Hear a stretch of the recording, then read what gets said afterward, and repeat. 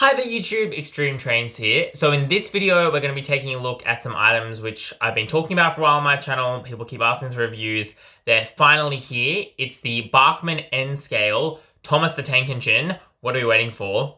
Let's do it.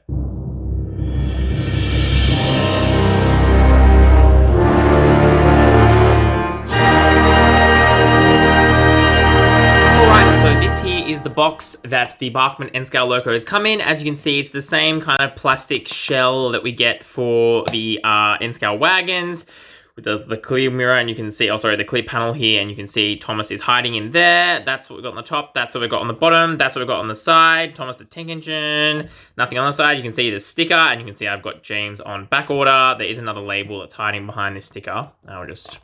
if I can get this open. There you go. You can see N Scale Thomas and Friends. So that's another generic label. And the last thing on the back is this here, which looks like a generic logo for the Bachmann N Scale Thomas and Friends. So as you can see, he's already starting to come out of the packaging. What we're going to do is going to open him up like this. So there's a couple of things I want to show you. This is obviously the little, insert he comes with. But stuff that came with this, which didn't come with the coaches, I want to show you really quickly. You can get a free catalog, but sadly only available in the US. Sad times indeed. Or actually, I think you have to pay for it, but they send it free postage. You get a 1-year limited warranty thing, blah, blah, blah. And you also get some instructions, which show a lot more detail than the Annie and Clarabelle ones. I'm just going to open these up. They're not really specific to Thomas, the instructions anyway. You can see there's a lot here. Braking period, which is really interesting because I've actually found these two, I've only run them for about 15-20 minutes, but they seem to be running very, very well. Troubleshooting, lubrication, whoever does that properly. Can't relate. And then we get on the back here, finally the first bit of kind of, specialized or custom printing on here. And you can see we've got details on all the different parts that go into Thomas, and you can see there's quite a lot. So that is that. I'm gonna fold this back up, and then we'll get Thomas out of the box. Okay, wow. You can see here, I've got to bring Thomas right up to the camera so that you guys can actually see him. We'll do a quick kind of rotation in-hand appraisal. What I'm actually gonna do is move the camera forward a little bit so you guys can see better, slightly better lighting situation here. So let's take a look firstly at the most important feature of Thomas, and it is the face. No!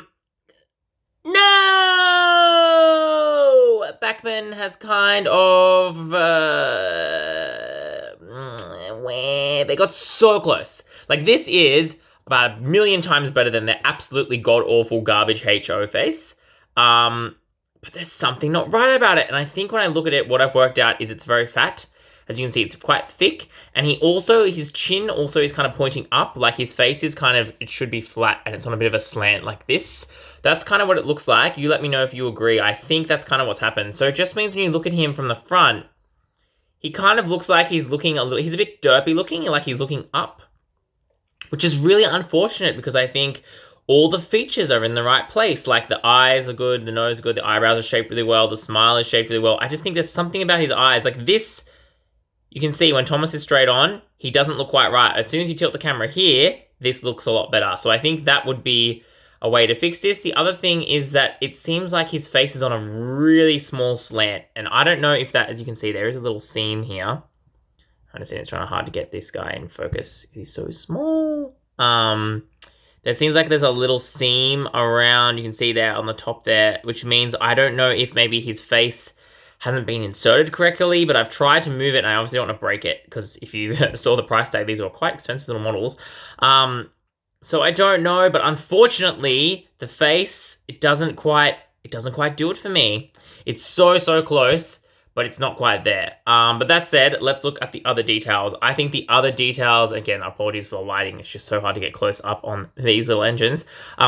The details on the front here are excellent. I love the little lamp with that silver bit painted in. We've got the brake hose here. We've got a fake kind of hook and loop coupling. We've got other lamp irons. We've got the dip buffer detailing, good. You can see here there's a little bit more of that weird Annie and Clarabelle QC. See if I can get to focus on there. It's struggling. The camera is struggling to deal with things that are this small. Let's see if we just There we go. It's kind of getting it now. You can see how difficult this is to film. Yeah, so you can see there's some weird paint marks going on his front splasher, which is quite unfortunate. And you can see the paintwork around his front is not quite as detailed or as clean, I think, as I would probably like it to be. As you can see, there's some more weird marks there on his running board, which is a bit unfortunate. But that said, the actual detail that is there, yeah, this is a better view, isn't it? Zoomed in, should have done this earlier, is very crisp. I really like the line detailing. You can see he's got, the lines along here. What's, I think, disappointing is that Thomas's whistles aren't separately fitted. They're like molded as part of his cab, and while I like that they are spray painted, it is a bit unfortunate that that is not done. Other people have commented on the cab being filled in. They don't like it. I think it's totally fine. It's filled in black, I don't see that as a problem. A lot of the models, they had them filled in as well to hide the mechanism. I don't see that as a problem. Nice detail on the coal bunker. I like that we do get the little back windows featured here. We get that back light. Interesting that they didn't print the red line around the back, which they're kind of going for CGI, but in the CGI, he does actually get that red line around his coal bunker back, so they haven't done that, which is interesting. But we do get some good detail on the back buffer beam, including the brake hose, the coupling hook, and again, the buffers. He's got the white splasher, very important. And we come down to the wheels. This is a bit that I've also seen is a bit controversial. His wheels, as you can see, they're all painted and it's all one big solid piece. So the little spokes aren't hollow, they are just relief into the wheels. I think because he's so small, it doesn't look too bad, but it definitely is a little bit unfortunate that it's done that way, but I just don't know if it can be done any other way, so there's that. And then, as other people pointed out, his coupling rods are very thick, which I agree, but they are going for the kind of the CGI look, which is giving Thomas those thick, squared-off side rods. So, again, I kind of see what they were going for, even if I don't think it was the best thing, literally, they ever could have done. You can see we've got some little bit of detailing on the bottom there. It's going to be very hard to read. 2020 Thomas Gillane Bachmann. There's some code under there. Again, you can see we've got these Rapido-style European N Scale couplers on the front, which I feel like they've got a little spring in them to kind of keep them rebounding. So yeah, that is the detail on actual Thomas. We are going to run him in a moment, but before I do that, let's do some comparisons with some of the other N-scale items in this lineup. All right, so you can see here, I've coupled up Thomas on a piece of TOMIX fine track with Annie and Clarabelle, and these are obviously the Bachmann Annie and Clarabelle. And you can see here that I commented that Annie and Clarabelle were, seemed like they were too small for the TOMIX engines, but I think they're actually too big for Thomas. Now, I know the scale is kind of whack in all of the engines. I think the Thomas, for example, is actually too big in the HO line. But as you can see here, and the clearest way I can show this, it's a bit hard, obviously, because of the way the camera's set up. But we're gonna freehand for a second here, so excuse the lack of tripod. I'm just gonna put that down.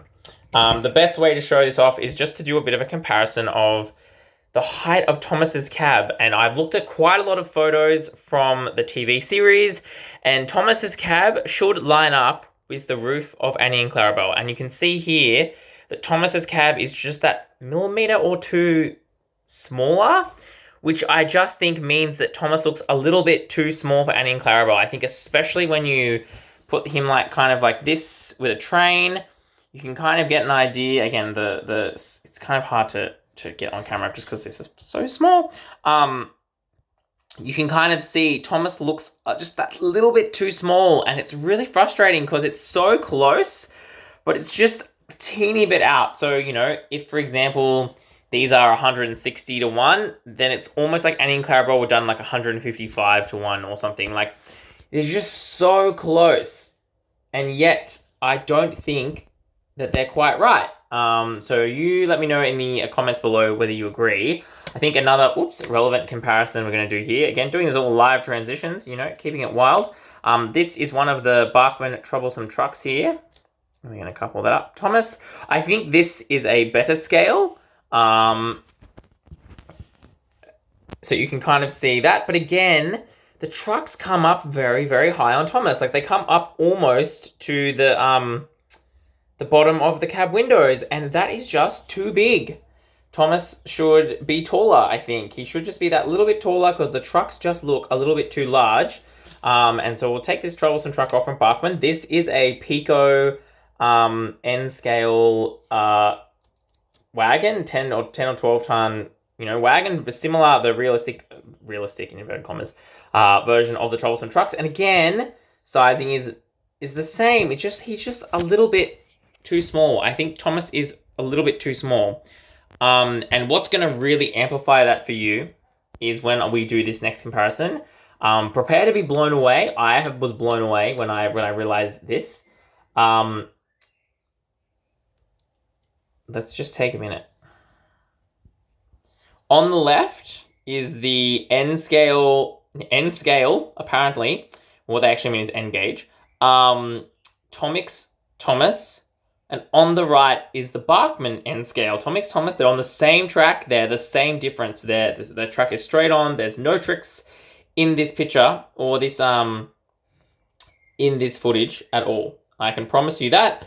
But yes, that is how much smaller this Thomas is compared to the TOMIX one. And you can just see the size difference is insane. And this is why when I saw people going, oh, but the Bachmann one has a closed cab, and oh, but it has the filled-in spoked wheels, and oh, this, that, the other, the size difference is nuts. And I must say, I do forgive a little bit Bachmann for example, putting the whistles being not their own piece, although on Percy it's a separate piece, which I'll show in the Percy review. So that is kind of why that annoys me. But you can really just get an idea of the detailing differences, and the size difference is huge compared to these engines, which is why it's actually really interesting if we do a quick comparison of the details on these engines. So I'm going to set up another piece of track and we're going to do a detail comparison. Alright, so if we look at both these engines from the front, you can see that there's no lamp irons or anything, or brake vines, or a fake coupler on the TOMIX Thomas, but there is those things, pardon me, on the Bachmann Thomas, so you do get a lot more detail in this front section here. If we come up to the top, you can see the detailing here is that we've got the 3D relief whistles on the TOMIX Thomas, whereas the Bachmann ones are just molded in. Again, the color of the blue is slightly different, but not by much. You can see again that marking on the Bachmann one is really bad. Those like weird splodges of black on his running board does not impress me that much at all. If we turn around to the sides, as you would have seen, the details on the sides are pretty much the same for both of these engines. There's not a lot of difference. Obviously, the TOMIX one is based, it's a 20-year-old design, so it's got the old style of coupling rods. And interestingly, that center coupling rod is not actually coupled to the wheel, whereas on the Bachmann one, all three of them are coupled to the wheels, so that's a little bit different. And again, on the TOMIX one, you do have that hollow cab, and the coal bunker is a bit different in the way it's done as well. And if we come around to the back, you can see the back of the TOMIX one, we do get a little bit more of those details. So you can see we've got the lamp, which is better detailed than the Bachmann one, but the Bachmann one's got that little silver bit to implicate the light. And then again, you can see here on the Bachmann one, we get that little brake hose and the little hook. And we do get a hook on the back of the TOMIX one. So sound out in the comments below which one you like better. The last thing to note is that the Bachmann Thomas is this really glossy, I don't know if you can kind of tell from this angle here. The Bachmann Thomas is really glossy. The paint on there is really reflective, very bright, whereas the paint on the TOMIX one is a matte finish. So if that's something that's going to bother you, it's something I noticed with Annie and Clarabelle, they were very glossy. That is also true of the Bachmann one, which means I think the Bachmann one looks a lot more like a toy train than the TOMIX one, despite the size differences. So that is that absolutely bonkers comparison. Now I'm going to show you some shots of him running so you get an idea of what he looks like running around the track, and we'll come back to the table.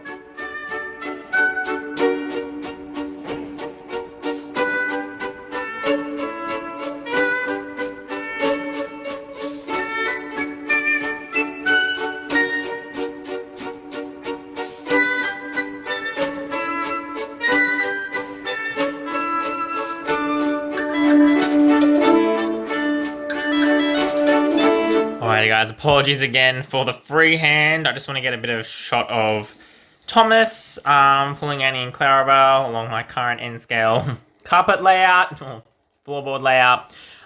Again, Thomas is also a very smooth runner, hasn't really needed any running very smooth. Again, just like Percy, he doesn't run very quickly, but I think that's fine.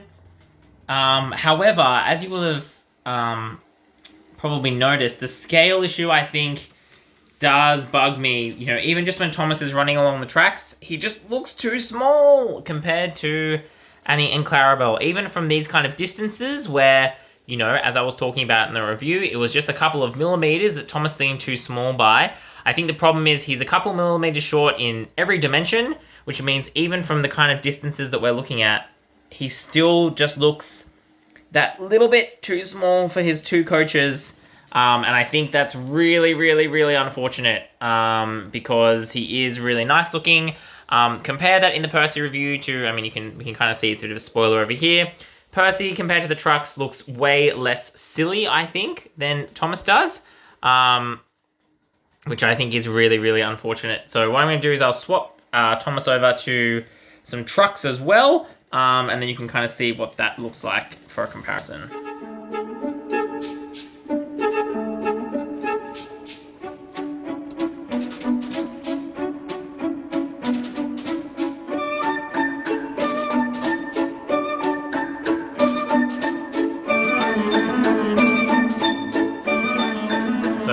As you'll see here, I've coupled up Thomas to some, just again, Pico box cars, which are very similar in scale to the trucks. And you can see again that while I think the scale is better than Annie and Clarabelle, I think he still looks a little bit too small, don't you? Which again is very unfortunate because in the same way that Thomas looks a little bit too big, if you're talking about the TOMIX one, it's the scenes that the Bachmann one is just a little bit too small. Big sad. Big, big sad.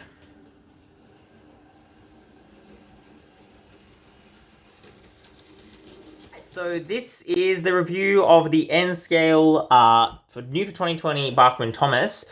In terms of final thoughts, this is really tough for me. As you've seen, the running performance of this is really good. It's a really quiet runner, very smooth. I think the detail on this individually is very nice. But obviously there are some caveats. I think the face is 98% of the way there, but I really want it to be 100% of the way there. And also there's some weird smudges going on the paint, so the quality control is not as good as I think I would like. And also, as you've seen, the scaling issue is still there. And I think all these things would be a bit more forgivable if it wasn't for the fact that, as you saw on the start of this review, the price I paid for this and the recommended retail price for this in Australia is $165. 165 Australian dollars. For the same price as this single locomotive, you could buy the Thomas Wood Busy Island playset. You could buy like 1.5 of the new for 2020 Sodor all-around Sodor Deluxe Pack, which is selling for about $110 at Target Australia. You can buy a lot of Trackmaster. You can buy a lot of the new Trackmaster Push Along, Diecast, whatever, with $165. Whereas for this, you just get the engine. Remember too that Annie and Clarabelle are $40 almost in Australia each. So to complete Thomas and his two faithful coaches, you're going to be paying nearly 250 Australian dollars. That's expensive. And I think that is the problem with the issues that I have with this model. When I'm paying $165, I expect this model to be perfect. And I think the scaling I can kind of maybe a little bit forgive, maybe. Although, given they obviously built this model from scratch, I don't know how they got it so wrong. Because it's not like, you know, the Hornby models were based on their existing models, so the scaling was always a bit funny. But, you know, they built these from scratch. There's no other lines that Bachmann has got that I'm aware of that they've reused the molds or anything. They built these from scratch. How do you get it wrong? And how do you get it so close to being right and yet still so wrong? Which makes me really think they don't consult with proper Thomas and Friends fans before they push these out. But equally, the fact that the face is so close but yet so not there is also very disappointing. And again, the quality control issues with those weird paint marks, to me on a $165 model is actually just unacceptable. And I don't watch a lot of train reviews, but I watch some model train reviews, and it is a consistent theme that I see in those reviews. If you're wondering, then one of them is XtremeTrainz. He's a British kind of larger scale, HO and O gauge modeler, and his videos are always really fun. And he has a lot of Thomas stuff on his channel as well, if you want to go check that out. But I think that he has pointed out consistently that Bachmann tends to drop the ball when it comes to the finer details and the finer finishes, and it seems, unfortunately, that they have followed that on to Thomas in the same way that we saw those little splotches on, for example, the buffers of Annie and Clarabelle. So, do I recommend this model? I think this is a tough call to make. On the one hand, I love the fact that there's been a lot of detail put in this. I love the small size. He's so cute. He runs very well. He scales, I think, better with traditional N scale rolling stock from manufacturers like Pico, from Graham Farish, from Dapol, for example. If you want to build up and expand your N gauge model railway with non-Thomas items, I think there's going to be a really good ecosystem. Bachmann's already, as I said, said they're going to do a James. They're releasing some tanker wagons as well, which I've also pre-ordered. Whereas it seems like TOMIX has just stopped making new models, and their re-release range, as I've complained about a couple of times, doesn't include Henry, doesn't include the mail coaches, doesn't include the express coaches, doesn't include the oil tankers, which were all things they made in their first run of their N-scale stuff, and the N-scale stuff doesn't scale properly with the rest of the N-scale. So you've got pros and cons in each category. I think really it's going to be up to you as to whether you want to collect them. The one thing I would say is that I don't think you should get both. I think you should make a decision, try and see these models in person and pick one. I don't think I would recommend someone collecting both of them because they really aren't going to be very interchangeable. This has been quite a long video. I hope everyone has enjoyed it. Make sure you do those cool things on YouTube, like, subscribe, blah, blah, blah, down below. Otherwise, thanks very much for watching. See you next time. This is XtremeTrainz.